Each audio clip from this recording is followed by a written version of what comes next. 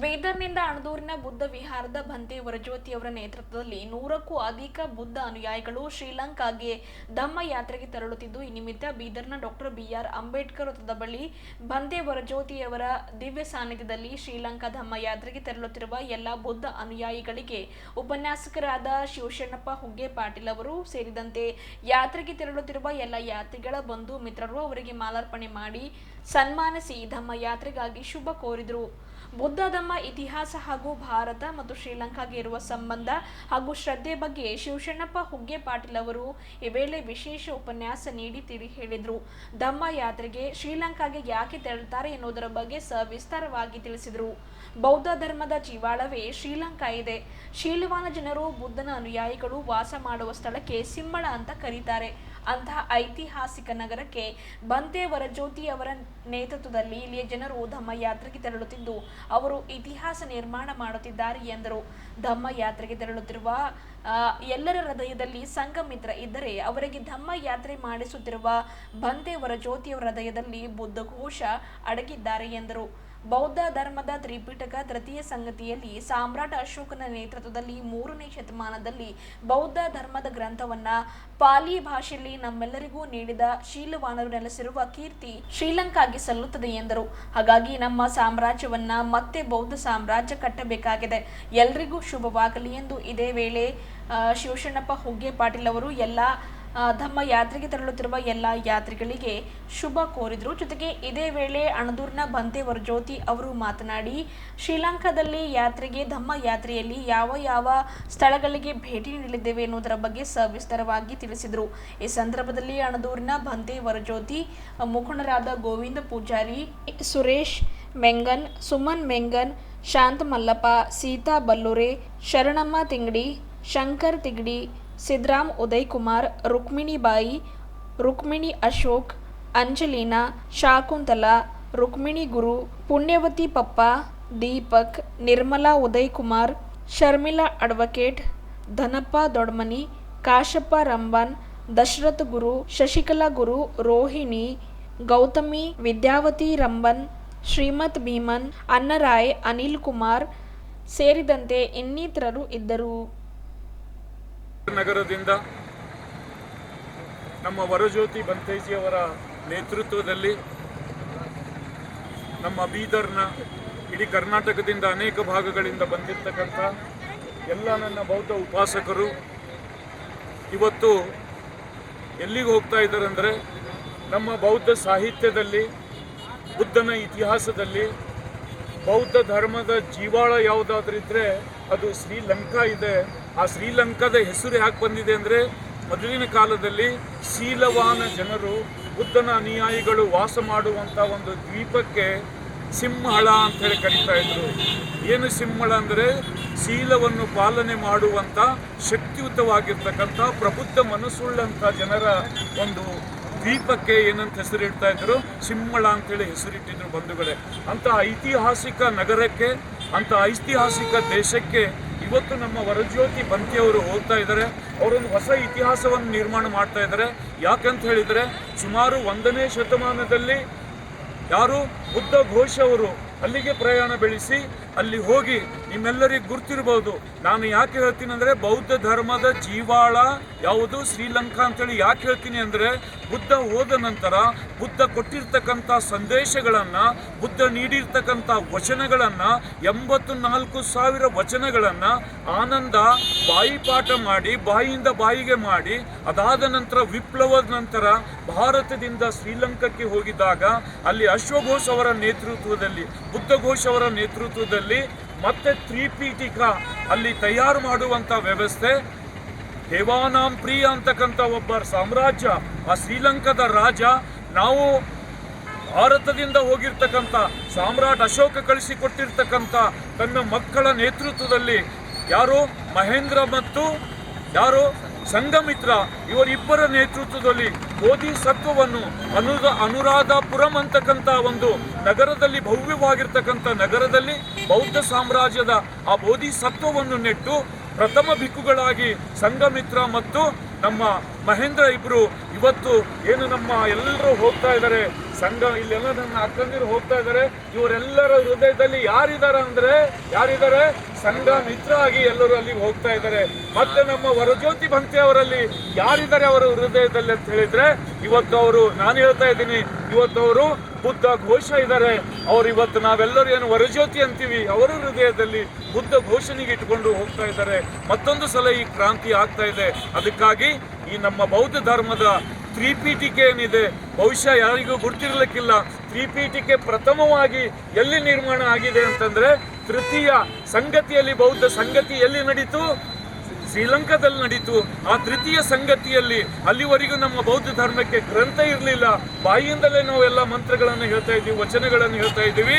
ಅಲ್ಲಿ ಅವತ್ತಿನ ದಿವಸ ಆ ಒಂದು ಸಂಗತಿಯಲ್ಲಿ, ಮೂರನೇ ಸಂಗತಿಯಲ್ಲಿ ಸಾಮ್ರಾಟ್ ಅಶೋಕನ ನೇತೃತ್ವದಲ್ಲಿ, ಅದು 3ನೇ ಶತಮಾನದಲ್ಲಿ ನಾವೆಲ್ಲರೂ ನಮಗೆ ಆ ಬೌದ್ಧ ಧರ್ಮದ ಗ್ರಂಥವನ್ನು ಪಾಲಿ ಭಾಷೆಯ ರೂಪದಲ್ಲಿ ನಮ್ಮೆಲ್ಲರಿಗೂ ನೀಡಿರ್ತಕ್ಕಂಥ ಕೀರ್ತಿ ಅದು ಯಾರಿಗೆ ಹೋಗ್ತದೆ ಅಂದರೆ ಅದು ಶೀಲವಾನರ ದೇಶ ಶ್ರೀಲಂಕಾಕ್ಕೆ ಹೋಗ್ತದೆ. ಅಲ್ಲಿರ್ತಕ್ಕಂಥ ದೇವಾನಾಂ ಪ್ರಿಯ ರಾಜರಿಗೆ ನಮ್ಮ ವರಜ್ಯೋತಿ ಭಂತೆಯವರ ಮೂಲಕ ನಾವೆಲ್ಲರೂ ಅಭಿನಂದನೆಗಳನ್ನು ಈ ಸಂದರ್ಭದಲ್ಲಿ ಸಲ್ಲಿಸ್ತಾ ಇದ್ದೀವಿ ಬಂಧುಗಳೇ. ಈ ರೀತಿಯಾಗಿ ನಮ್ಮ ಸಾಮ್ರಾಜ್ಯವನ್ನು ಮತ್ತೆ ನಾವು ಬೌದ್ಧ ಸಾಮ್ರಾಜ್ಯವನ್ನು ಕಟ್ಟಬೇಕಾಗಿದೆ. ಶ್ರೀಲಂಕಾಕ್ಕೂ ಭಾರತಕ್ಕೂ ಬೌದ್ಧ ಧರ್ಮಕ್ಕೂ ಇರ್ತಕ್ಕಂಥ ಒಂದು ಸೇತುವೆಯನ್ನು ನಮ್ಮ ವರಜ್ಯೋತಿ ಭಂತೇಜಿಯವರು ಮಾಡ್ತಾ ಇದ್ದಾರೆ. ವರಜ್ಯೋತಿ ಭಂತೆಯವರಿಗೆ ತಥಾಗತ ಗೌತಮ್ ಬುದ್ಧರ ಕರುಣೆ ಅವರ ಮೇಲೆ ಸದಾ ಇದೆ ಅಂತ ಹೇಳಿ ಈ ಸಂದರ್ಭದಲ್ಲಿ ನಾನು ಹೇಳಬಯಸ್ತಾ ಇದ್ದೀನಿ ಬಂಧುಗಳೇ. ನಾನು ಸಂದರ್ಭದಲ್ಲಿ ಹೇಳಲೇಬೇಕಾಗ್ತದೆ. ಯಾಕಂತ ಹೇಳಿದ್ರೆ ನಮಗೆ ಭಾರತೀಯರಿಗೆ ಬುದ್ಧನನ್ನು ತೋರಿಸಿಕೊಟ್ಟಿರ್ತಕ್ಕಂಥ 18ನೇ ಶತಮಾನದಲ್ಲಿ ಬುದ್ಧನನ್ನು ತೋರಿಸಿಕೊಟ್ಟಿರ್ತಕ್ಕಂಥ ಕೀರ್ತಿ ಅದು ಯಾರಿಗೆ ಹೋಗ್ತದೆ ಅಂದರೆ ಅದು ಭಂತೆ ಅನಾಗರಿಕ ಅವರಿಗೆ ಹೋಗ್ತದೆ. ಅವರ ಹೆಸರು ಡಾನ್ ಅಂತ ಹೇಳಿತ್ತು. ಆ ಡಾನ್ ಇರ್ತಕ್ಕಂಥ ವ್ಯಕ್ತಿ ಬುದ್ಧನ ಹೈಸ್ಕೂಲ್ನಲ್ಲಿ ಓದಬೇಕಾದ್ರೆ ಬುದ್ಧನ ಬಗ್ಗೆ ಓದಿ ನಮ್ಮ ಪೂರ್ವಜರು ಬುದ್ಧ ಇದ್ದಾನೆ ಅಂದರೆ ನಾನೇಕೆ ಬುದ್ಧನಾಗಬಾರ್ದು ಅಂಥೇಳಿ ಬಂತೆ ಅನಾಗರಿಕ ಪಿಂಡರಾಗಿ ಇವತ್ತು ಭಾರತಕ್ಕೆ ಬಂದು ಬೌದ್ಧ ಗಯೆಯನ್ನು ನಮ್ಮೆಲ್ಲರಿಗೆ ತೋರಿಸಿ ಅಲ್ಲಿನ ಮುಕ್ತಿ ಮಾರ್ಗವನ್ನು ಮಾಡಿಕೊಟ್ಟಿರ್ತಕ್ಕಂಥವ್ರು.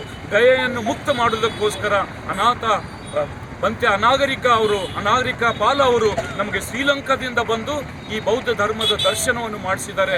ಅದೇ ರೀತಿಯಾಗಿ ಇನ್ನೊಬ್ಬ ವ್ಯಕ್ತಿ ಹೆಸರು ನಾನು ಮರಿಲಿಕ್ಕೆ ಸಾಧ್ಯ ಇಲ್ಲ, ಅಲ್ಕಾಟ್ ಹೆನ್ರಿ ಅಂತಕ್ಕಂಥ ವ್ಯಕ್ತಿ. ಅಲ್ಕಾಟ್ ಹೆನ್ರಿ ಅವರು ಶ್ರೀಲಂಕಾವನ್ನು ಬೌದ್ಧ ರಾಜ್ಯ ಎಂದು ಘೋಷಣೆ ಮಾಡಿರ್ತಕ್ಕಂಥ ಕೀರ್ತಿ ಅದು ಅಲ್ಕಾಟ್ ಹೆನ್ರಿ ಅವರಿಗೆ ಸಲ್ತದೆ. ಅಷ್ಟೇ ಅಲ್ಲ, ಅಲ್ಕಾಟ್ ಹೆನ್ರಿ ಅವರು ಸುಮಾರು 322 ಬೌದ್ಧ ಶಾಲೆಗಳನ್ನ, ಪಾಲಿ ಭಾಷೆಯನ್ನ, ಪಾಲಿ ಸಂಸ್ಕೃತಿಯನ್ನ, ಬೌದ್ಧ ಸಂಸ್ಕೃತಿಯನ್ನ ಶ್ರೀಲಂಕಾಕ್ಕಷ್ಟೇ ಅಲ್ಲ ಇಡೀ ಏಷ್ಯಾಕ್ಕೆಲ್ಲ ಆ ಗ್ರಂಥಗಳನ್ನು ಕೊಟ್ಟಿರ್ತಕ್ಕಂಥ ಕೀರ್ತಿ ಅಲ್ಕಾಟ್ ಹೆನ್ರಿ ಅವರಿಗೆ ಹೋಗ್ತದೆ. ಅದೇ ರೀತಿಯಾಗಿ ಬೆಲೆನ್ಸ್ಕೋವಿ ಅಂತಕ್ಕಂಥ ಒಬ್ಬ ಹೆಣ್ಣು ಮಗಳು ಕೂಡ, ಅವರು ಪಾಶ್ಚಿಮಾತ್ಯರಾದರೂ ಕೂಡ, ಅಮೆರಿಕ ಮತ್ತು ರಷ್ಯಾದವರು ಆದರೂ ಕೂಡ ಬುದ್ಧನಿಗೆ ಶರಣಾಗಿ ಪ್ರಥಮ ವೈಟ್ ಮಾಂಕ್ ಅಂತ ಹೇಳಿ ಅವರೆಲ್ಲರೂ ಪ್ರಸಿದ್ಧಿ ಪಡೆದಿದ್ದಾರೆ ಬಂಧುಗಳೇ. ಅದಕ್ಕೋಸ್ಕರ ಇವತ್ತು ನಾವು ಬೌದ್ಧ ಧರ್ಮದ ಜೀವಾಳವಾಗಿರ್ತಕ್ಕಂಥ ಶ್ರೀಲಂಕಾಕ್ಕೆ ತಾವೆಲ್ಲರೂ ನಮ್ಮ ಭಂತೇಜಿಯವರ ನೇತೃತ್ವದಲ್ಲಿ ಹೋಗ್ತಾ ಇದ್ದೀರಿ. ತಮ್ಮೆಲ್ಲರಿಗೂ ನಾವು ಶುಭ ಕೋರ್ತಾ ಇದ್ದೀವಿ. ತಥಾಗತ ಗೌತಮ್ ಬುದ್ಧರ ಆಶೀರ್ವಾದ ಸದಾವ ಕಾಲ ಇರಲಿ. ಮತ್ತೊಂದು ಸಲ ನಮ್ಮ ಈ ಏನು ಪಂಚಶೀಲ ಧ್ವಜ ಇದೆ, ಈ ಪಂಚಶೀಲ ಧ್ವಜ ಪ್ರಪ್ರಥಮವಾಗಿ ನಿರ್ಮಾಣವಾದದ್ದು ಎಲ್ಲಿ? ಶ್ರೀಲಂಕಾದಲ್ಲಿ. ಯಾಕಂತ ಹೇಳಿದ್ರೆ ಅಲ್ಕಾಟ್ ಹೆನ್ರಿ ಅವರು ಹಗಲು ರಾತ್ರಿ ಓಡಾಡಿ ಬುದ್ಧನ ಧ್ವಜ ಹೇಗಿತ್ತು, ಬುದ್ಧನ ಒಂದು ಸಿಂಬಾಲಿಸಮ್ ಹೇಗಿತ್ತು ಬೌದ್ಧ ಧರ್ಮದಂತೇಳಿ ಅದನ್ನೆಲ್ಲ ಹುಡುಕಿ ತೆಗೆದು ಪ್ರಥಮವಾಗಿ ಈ ಪಂಚಶೀಲ ಧ್ವಜವನ್ನು ಶ್ರೀಲಂಕಾದಲ್ಲಿ ಹಾರಿಸಿರ್ತಕ್ಕಂಥ ಕೀರ್ತಿ ಅದು ಅಲ್ಕಾಟ್ ಹೆನ್ರಿ ಅವರಿಗೆ ಸಲ್ತದೆ ಅಂತಕ್ಕಂಥ ಮಾತು ಈ ಸಂದರ್ಭದಲ್ಲಿ ನಾನು ಬಯಸ್ತಾ ಇದ್ದೀನಿ ಬಂಧುಗಳೇ. ಅದಕ್ಕೋಸ್ಕರ ಬೌದ್ಧ ಧರ್ಮದ ಜೀವಾಳವಾಗಿರ್ತಕ್ಕಂಥ ಈ ನಮ್ಮ ಶ್ರೀಲಂಕಾದ ಜನರಿಗೆ ಮತ್ತೊಂದು ಸಲ ನಮ್ಮ ವರಜ್ಯೋತಿ ಭಂತೇಜಿಯವರ ಮೂಲಕ ನಾವೆಲ್ಲರೂ ನಮೋ ಬುದ್ಧಾಯಗಳನ್ನು ತಿಳಿಸೋಣ, ಜೈ ಭೀಮ್ಗಳನ್ನು ತಿಳಿಸೋಣ ಅಂತಕ್ಕಂಥ ಮಾತು. ಅದಕ್ಕೆ ಇನ್ನೊಂದು ಗ್ರಂಥವನ್ನು ನಮಗೆ ಮಾಡಿಕೊಟ್ಟಿದ್ರು ತ್ರಿಪಿಟಕದೊಂದಿಗೆ, ದ ಗಾಸ್ಪೆಲ್ಸ್ ಆಫ್ ಬುದ್ಧ ಅಂತಕ್ಕಂಥ ಮಹಾಗ್ರಂಥವನ್ನು ಯಾರು ಬರ್ಕೊಟ್ಟಿದ್ದಾರೆ? ನಮಗೆ ಅಲ್ಕಾಟ್ ಹೆನ್ರಿ ಸಾಹೇಬರು ಬರ್ಕೊಟ್ಟಿದ್ದಾರೆ. ಅವರು ಒಬ್ಬ ಮಾಂಕ್ ಆದರು, ಒಬ್ಬ ಬೌದ್ಧ ಭಿಕ್ಕುವಾಗಿ ಅವರು ನಮಗೆ ಎಲ್ಲ ರೀತಿಯಿಂದ ಸಹಕಾರ ಕೊಟ್ಟರು. ಅದಕ್ಕೋಸ್ಕರ ಯಾವ ರೀತಿ ಹ್ಯುವೆನ್ ಸಾಂಗ್ ಇದ್ದ, ಅವನ ಜೊತೆಯಲ್ಲಿ ಚಿಯಾನ್ ಚಾಂಗ್ ಅಂತ ಹೇಳಿ ಬಂದಿದ್ದ, ಅಲ್ಬುರ್ನಿ ಬಂದಿದ್ದ, ಅನೇಕ ಜನರೆಲ್ಲ ಬಂದು ಇವತ್ತು ಜಗತ್ತಿನ ಯಾರೋ ಹೇಳ್ತಾರೆ ಏನಂತ, ಸಿಕಂದರ್ ಜಗತ್ತು ಗೆದ್ದ. ಇಲ್ಲ, ಸುಳ್ಳು.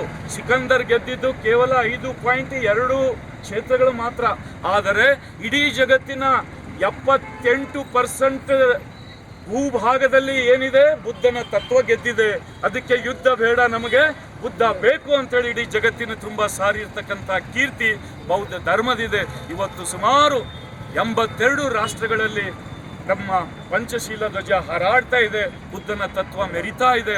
ಅದಕ್ಕೋಸ್ಕರ ಈ ಶ್ರೀಲಂಕಾದಿಂದಲೇ ಬರ್ಮಾಕ್ ಹೋಯ್ತು, ಶ್ರೀಲಂಕಾದಿಂದಲೇ ನಮ್ಮ ಸೌತ್ ಏಷ್ಯಾದಲ್ಲೆಲ್ಲ Iran, Iraq, Saudi, Afghanistan, Pakistan, China, Mongolia ಎಲ್ಲ ದೇಶಗಳಿಗೆ ಬೌದ್ಧ ಧರ್ಮ ಎಲ್ಲಿಂದ ಹೋಗಿದೆ, ಅದು ಶ್ರೀಲಂಕಾದಿಂದಲೇ ಪ್ರಸಾರ ಆಗಿದೆ ಅಂತಕ್ಕಂಥ ಒಂದು ದೊಡ್ಡ ಇತಿಹಾಸ ಇವತ್ತು ನಮ್ಮಲ್ಲಿದೆ. ಅದಕ್ಕೋಸ್ಕರ ಜಪಾನ್ನವರು ಸ್ವರ್ಗ ಎಲ್ಲಾದ್ರೂ ಇದ್ರೆ ಅದು ಭೂಮಿ ಮೇಲೆ ಎಲ್ಲಾದ್ರೂ ಇದ್ರೆ ಅದು ಭಾರತದಲ್ಲಿದೆ, ಬುದ್ಧನ ಸ್ಥಾನದಲ್ಲಿದೆ ಅಂತಕ್ಕಂಥ ಮಾತು.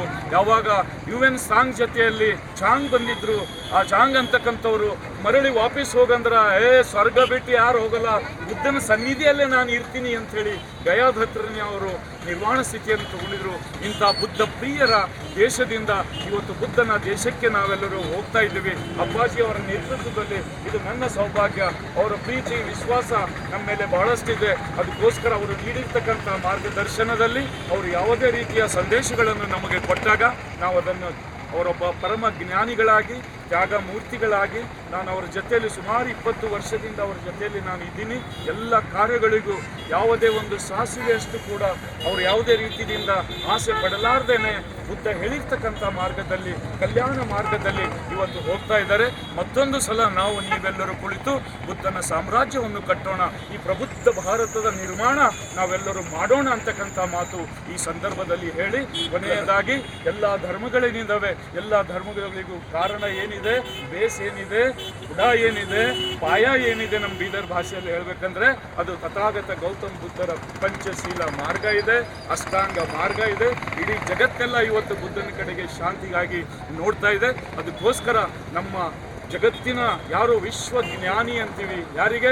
ಡಾಕ್ಟರ್ ಬಾಬಾ ಸಾಹೇಬ್ ಅಂಬೇಡ್ಕರ್ ಅವರಿಗೆ. ಅವರು ಮಾಡಿರ್ತಕ್ಕಂಥ ಅದ್ಭುತವಾಗಿರ್ತಕ್ಕಂಥ ಕಾರ್ಯ ಏನು ಅಂದರೆ ಬೌದ್ಧ ಧರ್ಮದ ಪುನರುತ್ಥಾನ ಡಾಕ್ಟರ್ ಬಾಬಾ ಸಾಹೇಬ್ ಅಂಬೇಡ್ಕರ್ ಅವರು ಮಾಡಿಕೊಟ್ಟಿದ್ದಾರೆ. ಅಲ್ಲಿ ಶ್ರೀಲಂಕಾದಲ್ಲಿ ಕೂಡ ಬಾಬಾ ಸಾಹೇಬ್ ಅಂಬೇಡ್ಕರ್ ಬಗ್ಗೆ ದೊಡ್ಡ ಒಂದು ಅಭಿಮಾನಿ ಬಳಗ ಇದೆ. ಯಾವ ರೀತಿಯಾಗಿ ಬರ್ಮಾ, ಚೈನಾ ಎಲ್ಲ ಕಡೆ ಇದ್ದಾರೆ, ಅದೇ ರೀತಿಯಾಗಿ ಅಪ್ಪಾಜಿ ಅವರ ನೇತೃತ್ವದಲ್ಲಿ ನಮ್ದೊಂದು ಆಶೆ ಇದೆ. ಇವತ್ತು 100 ಜನ ಹೋಗ್ತಿರ್ಬೋದು, ಮುಂದಿನ ಸಲ ನಾವೆಲ್ಲರೂ 5,000 ಜನ ಅಪ್ಪಾಜಿ ಅವರ ನೇತೃತ್ವದಲ್ಲಿ ಒಂದು ಎಲ್ಲ ಬೌದ್ಧ ಧರ್ಮದ ಯಾತ್ರೆಯನ್ನು ಮಾಡೋಣ. ಅದಕ್ಕೋಸ್ಕರ ಇದೊಂದು ಜಾತ್ರೆಯಲ್ಲ, ಇದು ಬೌದ್ಧ ಧರ್ಮದ ಯಾತ್ರೆ ಇದೆ, ಇದು ಪ್ರಚಾರದ ಯಾತ್ರೆ ಇದೆ, ಪ್ರಸಾರದ ಯಾತ್ರೆ ಇದೆ. ಬುದ್ಧನ ತತ್ವಗಳಿಗಾಗಿ ನಾವೆಲ್ಲರೂ ಸಮರ್ಪಣಾ ಭಾವದಿಂದ ಕಾರ್ಯ ಮಾಡೋಣ.